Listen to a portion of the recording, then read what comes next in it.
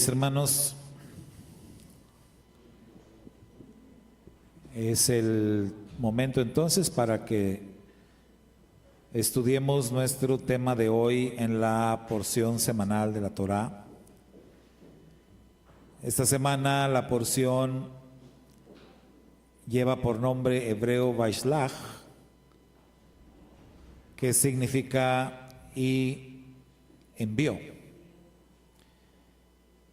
Y envió, y esto es en relación al patriarca Jacob, que envió mensajeros para con su hermano Esab. A eso es a lo que se refiere. Y bueno, el tema que vamos a ver hoy, o del que vamos a hablar hoy, le hemos titulado Ya no te llamarás Jacob. Y esto ocurrió justamente allá en el arroyo Jaboc, en donde la Torá dice que el patriarca se enfrentó con un varón. La Torá no dice que fuera un ángel, algunos infieren que es un ángel. La Torá dice que era un varón, pero no cualquier varón. O sea, evidentemente era alguien sobrenatural a quien enfrentó el patriarca en la parashá de esta semana. Y algo que ocurre allí, algo que ocurre durante esta confrontación, durante este enfrentamiento entre el patriarca y aquel varón, ha desconcertado y ha sido motivo, digamos, de debate, de controversia, de discusión durante mucho tiempo. Así como anoche que hablábamos del tema de Dina, lo que ocurrió con Dina, y les decía yo anoche también que a través de siglos y siglos, incluso milenios, se ha discutido acerca de lo que pasó con Dina, y hay pues básicamente dos posturas: quienes están a favor de que los hijos de Jacob hicieron lo que tenían que hacer, y quienes dicen no, Jacob hizo lo correcto al no hacer nada, y quienes consideran pues que incluso Siquem, el príncipe de aquel lugar, pues estaba tratando de enmendar su falta. Entonces, es un evento que ha generado todo tipo de opiniones a lo largo de los siglos, y aún hoy en día, pues digamos que no nos ponemos de acuerdo, ¿verdad? Algunos opinan de una manera, otros opinan de otra. Lo que ocurrió entre Jacob y aquel varón también nos deja un tema sobre la mesa, un tema, digamos, un tanto controversial. ¿Cuál es la razón de esto? Bueno, porque después de que ellos lucharon, dice la Torá, toda la noche, aquel varón, al ver que no podía con Jacob, ¿se acuerdan que dijimos que Jacob era un hombre muy fuerte? Jacob, el patriarca, era un hombre con una fuerza mucho más allá del promedio. ¿Se acuerdan cuando dijimos que, bueno, la Torá dice que cuando llegó él allá a la tierra de Harán y estaban los pastores y estaba puesta la piedra y que se ocupaba varios hombres para mover la piedra del pozo de agua, y que Jacob solo la movió, lo cual nos habla de que era un hombre muy, muy fuerte? Bueno, en su encuentro con este varón, o en su defecto con este ángel, al ver a aquel varón que no podía con el patriarca, le dijo, déjame ir, ¿verdad? Déjame ir, ya está rayando el alba. Y a lo que Jacob contestó, no te dejaré ir si no me bendices. Y entonces, en la bendición que le dio aquel varón, le cambió el nombre, ¿verdad? Le cambió el nombre y le dijo, tu nombre ya no será Jacob, sino que de aquí en adelante tú serás llamado Israel, porque has luchado con seres divinos y humanos y has prevalecido. ¿Sí? has prevalecido. Ahora, este cambio de nombre, mis hermanos, ocurre no nada más una vez. Este cambio de nombre la Torá nos lo narra 2 veces y en la misma parashá. En esta misma porción, Vaishlach, más adelante podemos leer que Jacob recibió instrucciones del Eterno para que se trasladara a Betel. O sea, esto que ocurrió primero ocurre ahí en el arroyo Jaboc, pero el patriarca le puso nombre a ese lugar. Bueno, los patriarcas acostumbraban ponerle nombres a lugares donde ellos tenían alguna experiencia muy particular, alguna experiencia sobrenatural. Aunque ya tuvieran nombre, ellos le ponían otro nombre. Entonces, en este caso, ese lugar era conocido como el Valle de Jaboc, pero a partir de que él tuvo su encuentro con aquel ángel o aquel varón, el lugar fue conocido con el nombre de Peniel. ¿Se acuerda qué quiere decir Peniel? Peniel es como cara a cara con Dios. Él pues es de Elohim, ¿verdad? Dios, lo que es traducido como Dios, y la palabra panab, que es la palabra hebrea, es el rostro o cara. Es como decir el lugar donde me encontré con Dios cara a cara, y por eso le puso Peniel. Bueno, primero ahí en Peniel a el patriarca se le cambia el nombre, y después en Betel, cuando él, después de lo que pasó con Dina, el Eterno le habla y le dice: agarra todo, tu familia, tus bienes, todo, y muévete hacia Betel. En ese momento él estaba en la tierra de Siquem. Se mueve hacia Betel. ¿Se acuerdan qué había pasado en Betel? Aquel lugar que antes se llamaba Luz, pero el patriarca le cambió el nombre también, le puso Betel. ¿Qué había pasado ahí en Betel? ¿Ya no se acuerdan? Ahí fue donde él se acostó y soñó lo que hablábamos la semana pasada. Él tuvo un sueño, la escalera, la famosa escalera de Jacob. Ahí ese lugar se llamó Betel. El Eterno le dijo: ve a Betel. Y ahí en Betel el Eterno le habló a Jacob y le ratificó el cambio de nombre. Entonces, 2 veces ocurre esto de que se le cambia el nombre al patriarca. Ahora, hay algo que tenemos que destacar, que tenemos que notar, y es que este cambio de nombre no está basado en el nombre que él tenía, es decir, no es un cambio nada más de una letra.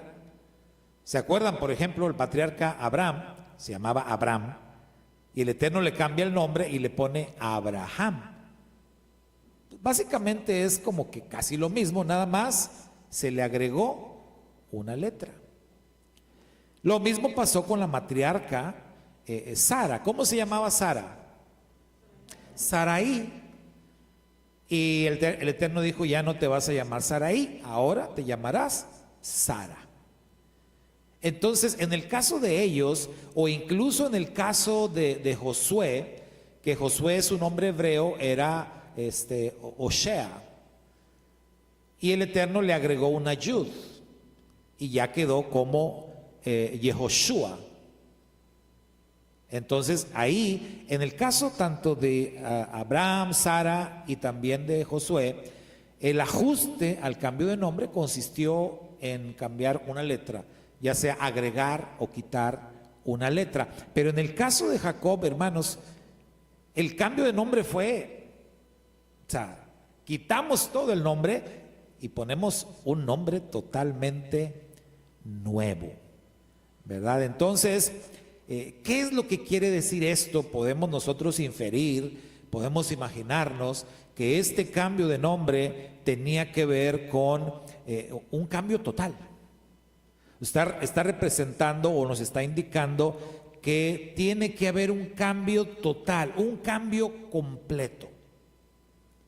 Ahora, la Escritura nos dice a nosotros, en el libro del Apocalipsis, que en un futuro, a nosotros, a todos los creyentes, también se nos va a cambiar el nombre. Y nos da pues una idea, el Apocalipsis, cuando nos dice que será un nombre nuevo. O sea, como algo parecido, ¿verdad? Con Jacob. O sea, yo no creo que se nos vaya a ajustar una letra. Yo más bien creo que igual que Jacob, el Eterno va a decir, ya no te vas a llamar así. O sea, tu nombre ya se acabó. Vas a entrar al reino mesiánico con un nombre nuevo.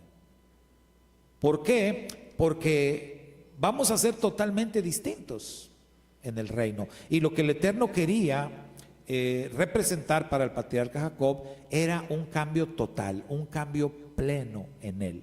Ahora, ¿qué es lo que causa la controversia de la que hablábamos? ¿Qué es lo que se ha discutido durante siglos respecto a este asunto del cambio de nombre del patriarca? Bueno, como ya vimos, este cambio ocurrió no una, sino dos veces. Y ahora, en tercer lugar, y aquí viene el enigma de los enigmas, ¿verdad? Aquí viene la situación controversial. Ya dijimos, dos veces se le cambió el nombre, dos veces se dijo y se ratificó, tu nombre ya no será Jacob. Ahora entonces, la pregunta es, ¿por qué la Torá le sigue llamando Jacob? ¿Por qué? ¿Sí? Ahora, Dios mismo le sigue llamando Jacob. Es más, usted y yo le seguimos diciendo Jacob todavía, ¿verdad que sí? Le seguimos diciendo Jacob. Cada vez que oramos, cada vez que nos referimos al Eterno, cuando usamos esa frase y decimos Dios de Abraham, Dios de Isaac, Dios de Jacob, no decimos Dios de Israel, ¿se da cuenta? Cuando Yeshua habló con los saduceos, y veíamos esto el pasado miércoles, cuando le hicieron la pregunta de la resurrección, ¿se acuerda que Yeshua dijo que nuestro Dios no es un Dios de muertos, sino que es un Dios de vivos? Y Yeshua dijo, acuérdense cuando el Eterno le apareció a Moisés en la zarza ardiente y le dijo, yo soy el Dios de tus padres, el Dios de Abraham, el Dios de Isaac y el Dios de Jacob. Entonces Yeshua también lo seguía llamando Jacob. Y ese es el dilema, ¿no? Esa es la situación. ¿Por qué? O sea, ¿cómo es posible si la Torá nos dice dos veces? El Eterno lo ratificó, ya sea a través de un ángel, puede ser su propio ángel, pero después el mismo Eterno, dice la Torá, allá en Betel, le dijo, tu nombre ya no será Jacob. Entonces, ¿por qué se le siguió llamando Jacob? Mire, le digo, esto se ha discutido, se ha analizado, mucha gente se ha, como dicen por ahí, quemado las pestañas, les ha salido humo de la cabeza tratando de entender esto, y algunos comentaristas de la Torá han sugerido algunas posibles razones. Por ejemplo, un rabino, él sugirió que la frase, tu nombre ya no será Jacob, significa, tu nombre ya no será solo Jacob, sino que tendrás otro nombre. Eso es lo que dice un rabino. Entonces sería como el caso de muchos de nosotros que tenemos dos nombres. Yo soy Saúl Abelardo, por si ustedes no sabían, ¿verdad? Yo soy Saúl Abelardo, pero Abelardo pues nadie me dice Abelardo. Como siempre digo, nada más mi mamá me decía Abelardo, y eso cuando estaba enojada. Mi esposa a veces también me dice Abelardo, y por el tono que me lo dice, pues yo creo que también. Entonces, un rabino sugirió eso. No, dice él, se sigue usando porque el Eterno lo que quiso decir es, ya no te vas a llamar nada más Jacob, ahora vas a tener también otro nombre que va a ser Israel. Entonces, esto puede ser una buena explicación, pero creo que no es muy, vaya, no nos satisface del todo. Es algo ingenioso, pero no corresponde con el sentido literal de lo que dice el texto de la Torá. ¿A ustedes qué creen? ¿Les suena bien eso? De entrada, cuando decimos lo que el Eterno quiso decir, ya suena como... Digo, está bien que a veces nosotros seamos voceros de otras personas y que tratemos de decir así, no, mira, lo que realmente quiso decir. Pero ¿a qué suena eso? A que lo estamos corrigiendo. Entonces, a mí me incomoda un poco el usar esa frase y decir lo que el Eterno quiso decir, porque pues es como corregir. Ahora, cuando lo hacemos desde una perspectiva del idioma, está bien, porque recuerde que en las traducciones se pierde mucho.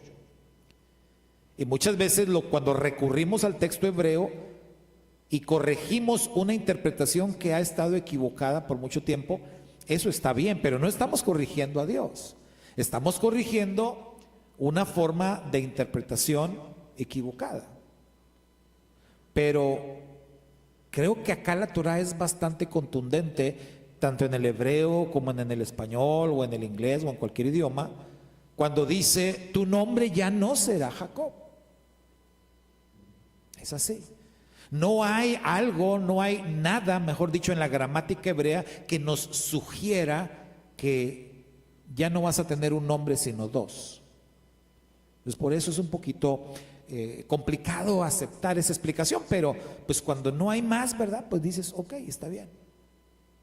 Ahora, hay otro sabio que dijo, él lo interpretó de esta manera: en la era mesiánica, tu nombre ya no será Jacob.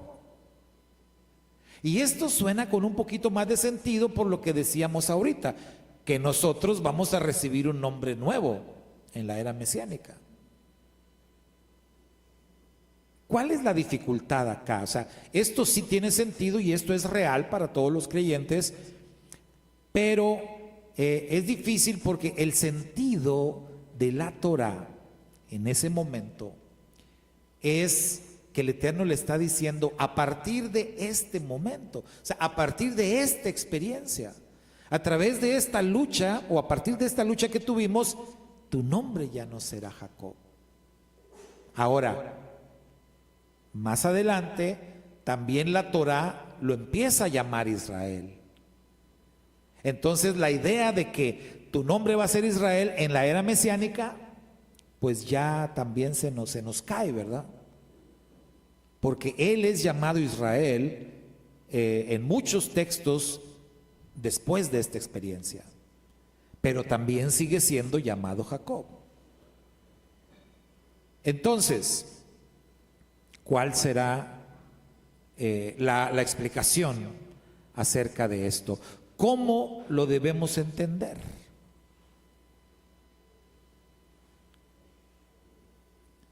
Aquí viene otra sugerencia. Y esta otra sugerencia es que no lo entendamos como una declaración, sino más bien lo entendamos como una petición, como un desafío, como una invitación. Algo así como que tu nombre ya no sea Jacob, sino Israel. O en otras palabras, actúa de tal manera que así te llamen. Me encantó la canción de esa parte de ese episodio en la Parashá. Creo que se las puse hoy en la mañana, en el tiempo de la oración. Me encantó esa canción porque dice una frase, dice, estoy luchando por mi nombre, o lucho por mi nombre, ¿verdad? Estoy peleando para ganarme mi nombre.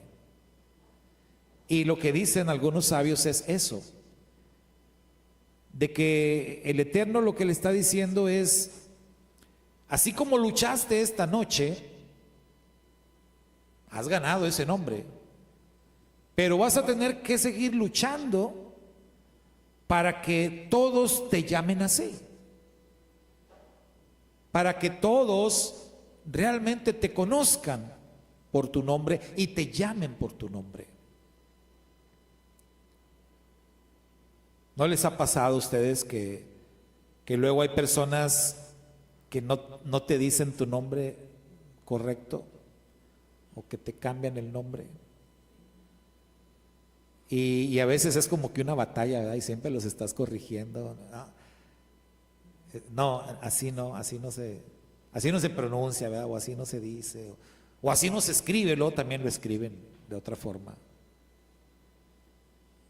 Entonces, esto de, pues vas a tener que luchar, vas a batallar para que te llamen por tu nombre. Esto es otra posible explicación. Hay quienes aseguran que la Torá usa los dos nombres, o sigue usando los dos nombres, para mostrarnos más bien una condición espiritual. ¿Cómo es eso? Bueno, recuerdo que lo veíamos en una de las materias que nos compartió Karen sobre un libro del Rabino Shapira, en donde el Rabino Shapira precisamente decía que esto de los dos nombres tiene que ver con la condición espiritual de la persona. Es decir, cuando él andaba bien espiritualmente, entonces es Israel. Pero si anda mal espiritualmente, entonces es Jacob. Y esto es una explicación popular en nuestros días. O sea, es decir, hoy muchos rabinos piensan de esa manera, lo interpretan de esa manera y lo enseñan de esa manera. El patriarca es llamado Jacob cuando su condición espiritual era negativa. Cuando él está deprimido, cuando él no hace lo correcto. Por ejemplo, él ya recibe su cambio de nombre cuando pasa lo de Siquem. Él ya tiene el nombre Israel, capítulo 34 de Génesis. Pero ¿cómo lo llama la Torá en ese capítulo? Jacob. Si la interpretación de los rabinos es correcta, entonces tendríamos que entender que la conducta del patriarca en el capítulo 34 no fue la correcta. ¿De qué nos habla el capítulo 34? Lo que pasó con Dina. ¿Y qué fue lo que hizo el patriarca ahí? Más bien, no hizo nada. O sea, más bien no hizo nada. Porque él no se quería meter en problemas. ¿Qué piensan de eso? Muchas veces nosotros actuamos así porque no queremos problemas. No decimos nada, nos quedamos callados, no estamos de acuerdo con lo que está pasando, pero no quiero problemas. Habían secuestrado a su hija, habían violado a su hija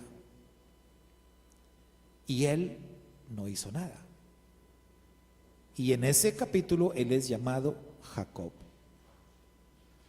¿Quiénes sí hicieron algo? Simeón y Leví. Y yo decía anoche, podemos no estar de acuerdo con Simeón y Leví. O sea, la forma en que hicieron las cosas pues, tampoco estuvo bien. Masacraron un pueblo entero y lo despojaron aparte, no nada más ellos, los demás hermanos también. Simeón y Leví fueron los de la matanza, pero los otros saquearon todo el pueblo. Eran tremendos los patriarcas, la verdad.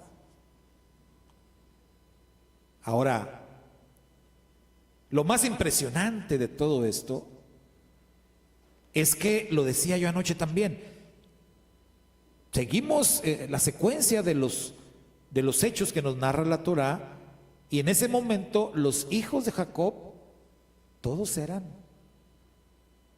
adolescentes y niños. Entonces, ¿cómo hicieron eso? No lo sé, pero lo hicieron.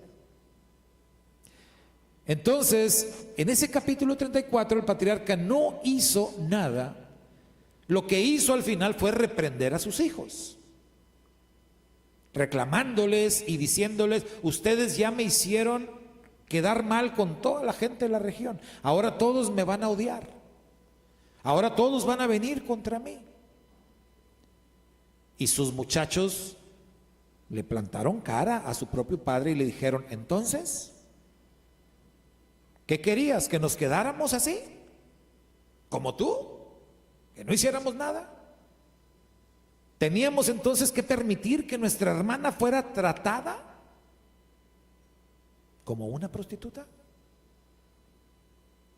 Y Jacob ya no dijo nada. Ahí él recibe, o más bien ahí es llamado Jacob. Si tienen razón los sabios y ese nombre de Jacob prevaleció para revelar una condición espiritual negativa, lo cual, si ustedes, mis hermanos, van a la Torá y a partir del cambio de nombre, ustedes analizan cada texto de la Torá en donde él es llamado Jacob y donde él es llamado Israel, ustedes van a decir: pues parece que sí tiene sentido. Parece que sí. ¿En qué otro texto? Digo, lo que ahorita me viene a mí a la cabeza, otro texto donde él también se le menciona como Jacob. Cuando el faraón le pregunta: ¿cuántos años tienes? ¿Y se acuerdan qué dijo él? ¿Cómo contestó el patriarca? Pocos y malos han sido los años de mi vida. Es una situación así, la Torá se va a referir a él como Jacob. O sea, es su parte negativa. Espiritualmente él en ese momento no está haciendo lo correcto. Ahora, esto, les decía, es la explicación más popular hoy en día bajo un análisis profundo de cada texto de la Torá que nos habla del patriarca después del cambio de nombre y analizar el contexto cuando él es llamado Jacob y cuando él es llamado Israel. Entonces todo parece indicar que hay cierta razón en esto. Entonces, decimos que esto tiene mucho sentido desde la perspectiva, mis hermanos, de esa lucha que todos nosotros tenemos. Porque todos nosotros enfrentamos una lucha entre lo que se llama en hebreo el Yetzer Hará y el Yetzer Hatov. O sea, la inclinación al mal y la inclinación al bien. Todos enfrentamos esa lucha. Hay quienes dicen que cuando Jacob enfrentó a aquel varón allí en Peniel, hay quienes dicen que aquel varón que él enfrentó era como el ángel de Esaú, dicen algunos. Esaú para Jacob era como su némesis. Era su hermano, era su mellizo, pero era como su némesis. Era como su archienemigo. Pero por otro lado, Esaú representaba lo que Jacob siempre quiso.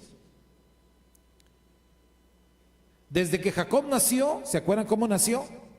Agarrado del talón de su hermano. Después le dice, te voy a comprar la primogenitura. Después le arrebata la bendición. Entonces, como que Jacob quería ser Esaú, dicen algunos expertos. Es como que Jacob quería ser Esaú. ¿Qué tenía Esaú que Jacob quisiera tanto? Cuando pensamos en eso, hay algo en la Torá, hay un indicativo, hay unas palabras que puede ser el fundamento de toda esta situación. Cuando la Torá nos dice que Isaac amaba a Esaú. Y Rebeca amaba a Jacob. En su momento dijimos que a Esaú no le importaba a su madre, no le importaba a Rebeca, pero a Esaú sí le importaba mucho su padre. ¿Qué es lo que Esaú tenía que Jacob no tenía? ¿Por qué Jacob quería ser Esaú? Es posible que todo esto era porque Jacob quería el amor de su padre. Él quería tener el amor de su padre, pero no lo tenía. El amor de Isaac fue para Esaú, y la Torá lo declara. Entonces, en ese sentido, Jacob siempre quiso ser otra persona. No estaba conforme.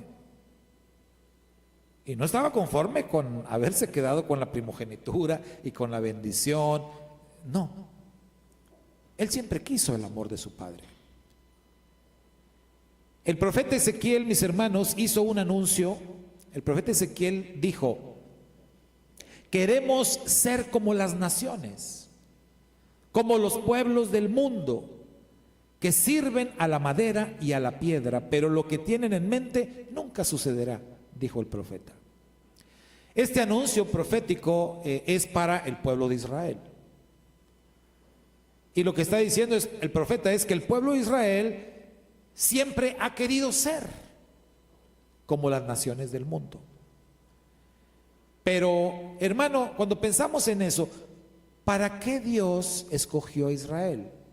¿Para qué Dios se levantó un pueblo? Porque el Eterno dijo: yo me voy a levantar un pueblo, yo me voy a proveer de un pueblo para mí, un pueblo que sea mío.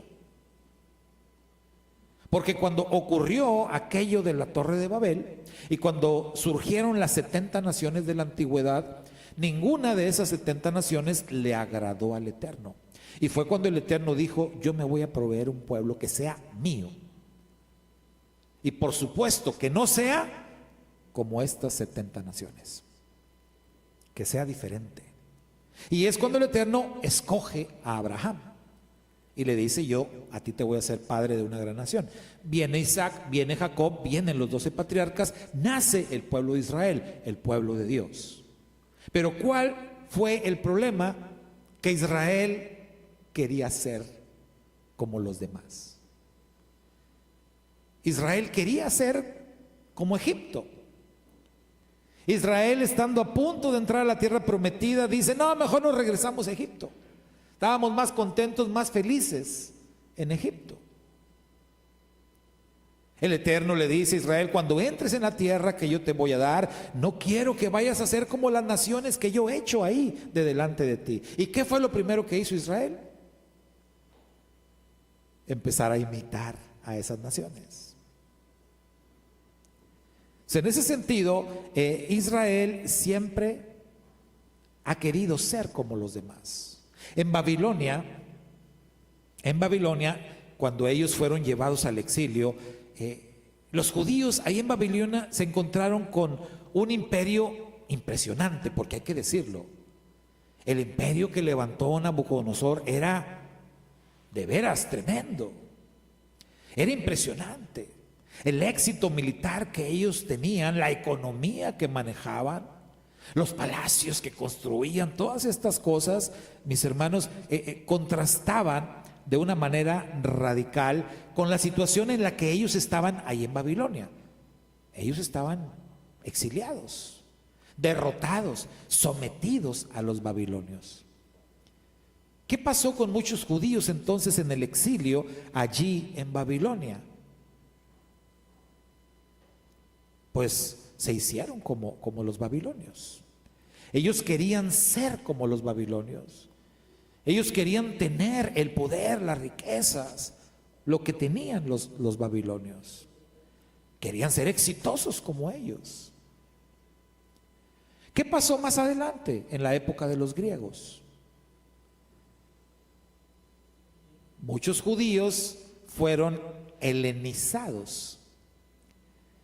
Y mire, la verdad es que esto de que fueron helenizados contrasta con los que no se dejaron helenizar.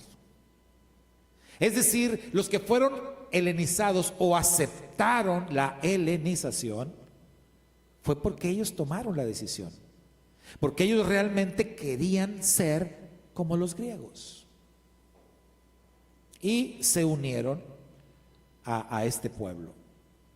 Los que no se quisieron someter, pues no lo hicieron, ni a la fuerza. Hubo quienes pelearon, quienes lucharon, quienes perseveraron en aquella época. Hubo muchos que ya no queremos que se anden juntando y no queremos, y lo hacían a escondidas, pero lo hacían. ¿Qué pasó bajo el dominio de Roma?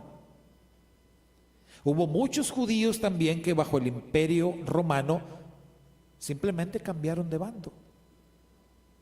Había muchos judíos traidores. Los publicanos, por ejemplo. Los publicanos eran odiadísimos, considerados traidores a la patria. ¿Saben ustedes que no hay un peor delito que ser un traidor a la patria, al menos en nuestro país? ¿Sabían ustedes que la Constitución Política de los Estados Unidos Mexicanos tiene una cláusula, una sola cláusula, un solo delito, el cual se considera bajo pena capital en nuestro país? Digo, México no tiene pena capital. Aquí no es, lo más que aquí hay es cadena perpetua. Pero sí hay una cláusula en la Constitución que declara que sí hay una causa para considerar a alguien culpable de la pena de muerte. Y eso es la traición a la patria. Si se aplicara eso, mejor no digo nada. Mejor no digo nada. Pero es real. Bueno, en el pueblo judío, en los años bajo el Imperio Romano, hubo muchos traidores a la patria. ¿Recuerdan ustedes la secta de los llamados celotes? Los celotes realmente eran sicarios. De ahí viene la palabra sicario. Porque los celotes utilizaban un como tipo cuchillo que se llamaba sica. Y con esos cuchillos, esos puñales, esa sica, ellos asesinaban a los traidores, principalmente a los traidores. Ellos a la primera oportunidad iban sobre los traidores y los mataban. Hubo muchos traidores en esa época. Muchos judíos se cambiaron de bando. ¿Por qué? Porque consideraban: en Roma está el éxito, en Roma está el dinero, en Roma está la buena vida. Si seguimos así, judíos, si mantenemos nuestra identidad, vamos a estar ahí, soterrados, nunca vamos a despegar, nunca vamos a tener éxito. Es más, corremos el riesgo de que nos maten. Entonces mejor nos hacemos romanos. Y esto ocurrió también. Más adelante vemos nosotros, ya en la época apostólica, cómo se les prohibió ejercer su fe. Y vemos, nos narra la historia, que los judíos fieles se reunían en lugares muy escondidos. ¿Han leído, han escuchado hablar de los catacúmenos? Así les llamaban. Los catacúmenos eran los creyentes que se escondían en las catacumbas para tener sus servicios de adoración. Bendito el Eterno, que ahorita nosotros, miren, libremente venimos aquí a este lugar y alabamos y predicamos sin ningún problema. No tenemos ahorita nosotros la preocupación de que ahorita entre el gobierno aquí y a ver, se van todos detenidos y nos lleven arrastrando y nos golpeen. No, bendito el Eterno, no hay ese problema por el momento, ¿verdad? Por el momento. En la época del primer siglo, en la época apostólica, sí había ese problema. Y entonces ellos se tenían que reunir en lugares escondidos. Las catacumbas eran unos lugares, o sea, eran unas cuevas, unos lugares bien tenebrosos. Catacumbas, ¿a qué les suena? A que eran como tipo panteones donde había, donde pues, dice un hermano, donde ni los ángeles entran, para que se entienda, ¿verdad? Pues allá iban ellos y se metían, y en las horas de la madrugada, para tener sus reuniones de alabanza y de adoración. Y aún así, dicen algunos historiadores, lo hacían todo como en silencio o en voz bajita. Tenían que estar ahí y pues como que cantando sus alabanzas, cantando el jalel, pero así muy despacito, ¿verdad? No vayan a oír. Pero lo hacían, arriesgando todo. ¿Por qué? Porque ellos querían ser fieles al Eterno, querían ser fieles a su identidad. Hermano, la situación para el pueblo judío y para todos los que vivimos en la fe del Dios de la Biblia no ha cambiado. Créame que no ha cambiado. Jacob a menudo temía, porque no estaba seguro de quién quería ser, si él mismo o su hermano Esaú, como ya dijimos. Y por eso dicen los sabios que el Eterno le dijo que tu nombre no sea Jacob, sino que sea Israel. Es decir, tú tienes ahora acceso a dos nombres. Con uno naciste y pues ni para dónde te hagas. Pero yo te abro la puerta ahora para que tú tengas acceso a un nuevo nombre, a una nueva personalidad, a una nueva manera de hacer las cosas. Pero vas a tener que luchar por ello. Cuando tienes miedo, cuando no estás seguro de quién eres, eres Jacob. Cuando eres fuerte en ti mismo, cuando luchas por tu fe, cuando peleas por tus convicciones, entonces eres Israel. El hecho, hermanos, de que la Torá y la tradición misma sigan utilizando el nombre de Jacob y no nada más Israel, nos indica que el problema sigue vivo, que esta situación no ha desaparecido. Jacob parece haber lidiado con esto a lo largo de su vida y nosotros lo seguimos haciendo hoy. Cuando Jacob fue cuestionado por el faraón respecto a su edad, Jacob ya estaba en la última etapa de su vida. Y nos damos cuenta que seguía todavía sufriendo por esto. ¿Y qué hay de nosotros? ¿Cómo está nuestra lucha? Lo cierto es que se necesita ser muy valiente, mis hermanos, para ser diferente. Se necesita ser muy valiente para ir contra la corriente. Se necesita mucho valor para ser una minoría, como dijo su majestad Yeshua. ¿Se acuerda cómo nos llamaba él? No temáis manada pequeña, porque a mi Padre le ha placido darles el reino. Manada pequeña, ¿qué quiere decir eso? Que somos minoría, que somos pocos. Justo a la entrada de la tierra prometida, ¿se acuerdan lo que pasó? Israel se dividió en ese momento. Todos los que querían regresar a Egipto y los que decían, no, sí vamos a entrar en la tierra prometida. ¿Quiénes eran la mayoría?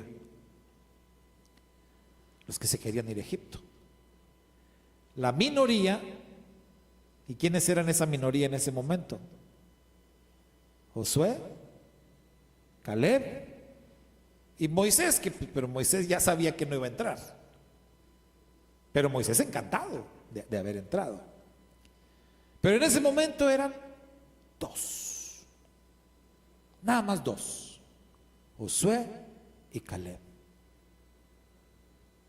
Una minoría. En ese momento ellos eran la manada pequeña. En los tiempos de Yeshua, en los días que el maestro predicó, ¿quiénes eran la minoría? Los seguidores de Yeshua. Ellos eran la minoría. En los días que decíamos de los babilonios, de los griegos, ¿quiénes eran la minoría? Los fieles. Los obedientes siempre son la minoría. La mayoría quiere las cosas fáciles. La mayoría prefiere unirse a los que van en el sentido de todo lo fácil. Dijo Yeshua que hay dos caminos. Hay uno ancho y espacioso. Y dijo Yeshua, todos se van por ahí. Todos. O sea, incluyéndonos a nosotros, ¿verdad? Todos escogemos el camino ancho y espacioso. ¿Sabe qué? En la gracia y en la misericordia del Padre, Él nos alcanza en ese camino. Él va a nuestro encuentro en ese camino equivocado.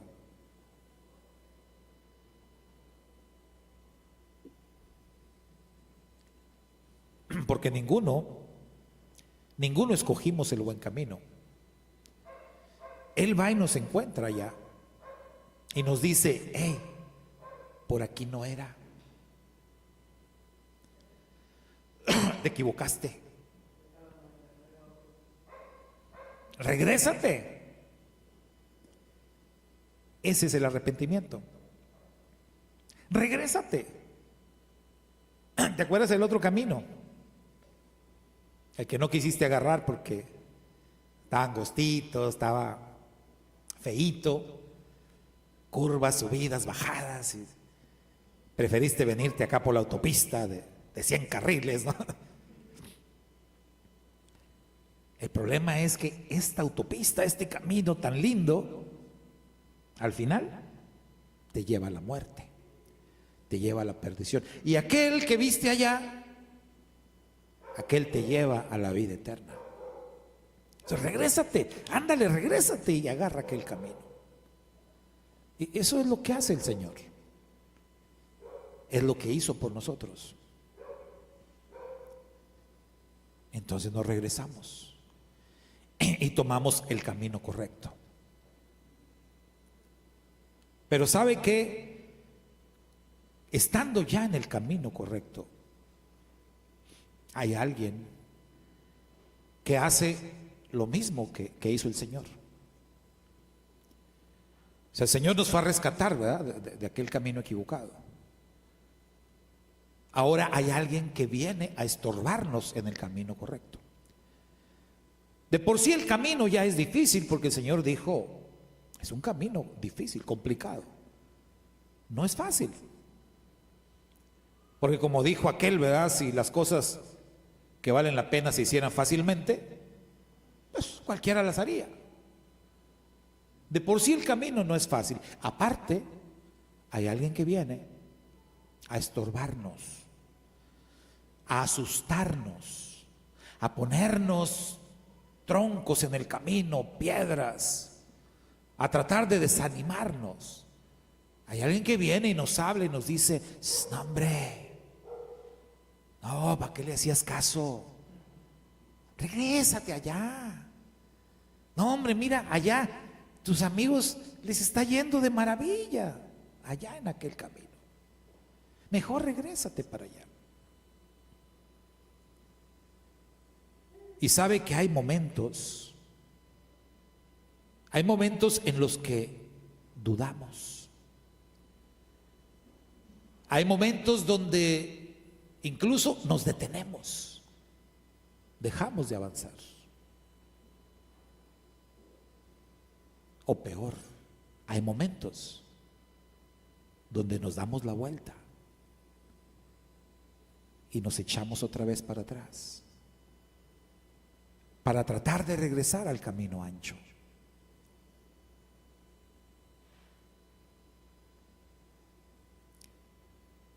Siendo malagradecidos.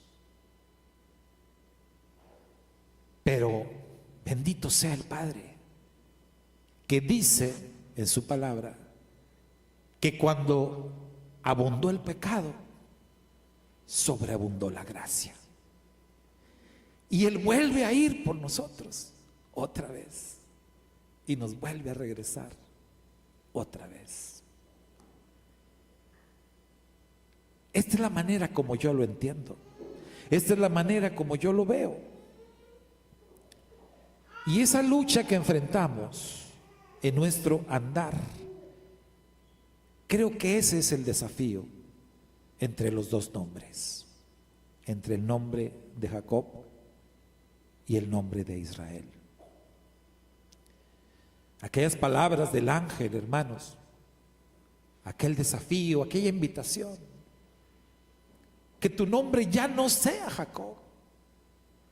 Lucha por tu nombre, lucha por levantar tu llamado para lo que te he escogido. Que la gente vea en ti a Israel, que no vean en ti a Jacob, que ya no vean en ti al pecador, al que tropieza, al que cae, al que se equivoca, el que hace las cosas mal. No, ya no, que vean en ti al vencedor, que vean en ti el que tiene la convicción fuerte. Decía nuestro santo maestro Yeshua: ustedes son la luz del mundo. Ustedes son la luz del mundo. Así alumbre vuestra luz delante de los hombres, para que vean ellos sus buenas obras. Mientras nos sigamos portando como Jacob, no vamos a ser luz, más bien vamos a ser oscuridad. Y seremos avergonzados. Tenemos que luchar por ser Israel. Tenemos que ponerle muchas ganas, mucha convicción y no rendirnos para cumplir con lo que Dios quiere de nosotros y demanda de nosotros. La Escritura dice que somos más que vencedores por medio de aquel que nos amó. Todo está ahí escrito, ahí están las promesas. Pero nosotros, mis hermanos, tenemos que hacer la parte que nos corresponde. Que ya no sea nuestro nombre Jacob, que ya no seamos vistos así, que ya no seamos conocidos así, sino que más bien nos llamen por ese nombre que el Padre ha escogido para nosotros. Shabbat Shalom. Shabbat Shalom para todos, que el Eterno me los bendiga mucho y que este mensaje cumpla el propósito de nuestras vidas para el cual el Padre lo ha enviado. Vamos a concluir, hermanos, nuestro servicio presentando nuestras ofrendas.